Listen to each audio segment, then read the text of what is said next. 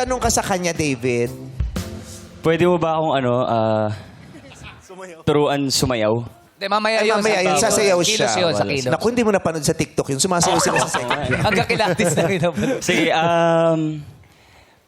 pwede ba ligawan ng choreographer yung mga estudyante? Ay, maganda. Wow! Pwede ba ligawan ng leading man yung leading lady? Hindi ka pwede magtanong. Siya lang ang pwede magtanong. Napaback to you, ah.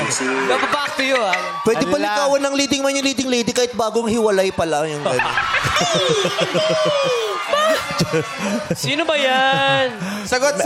Sabi nila may 3-month rule daw. Pero hindi naman natin alam kung sino kasi nagpauso nun. Oo nga. Di ba si John Lloyd? Si John Lloyd. oo. May alam Pero naman muna yung tenga mo, ah.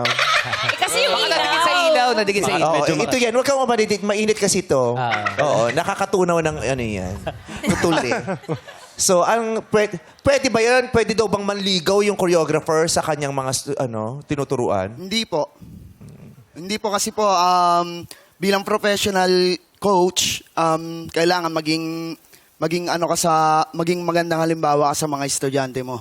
Na hindi dapat, kasi po, pag nagtuturo ka, maraming ilangan yan or magkakaroon ng favoritism sa mga students. So, para magiging unfair yon sa mga estudyante na magkakaroon ka ng attention sa iisa lang. Oh. So, hindi po talaga ina-allow yon even sa school. Pag-uwi. Pag-uwi. Ay, Wala lang. Isang tanong lang. nakakaantok din pala yung pagmatagal mo siyang tinititig.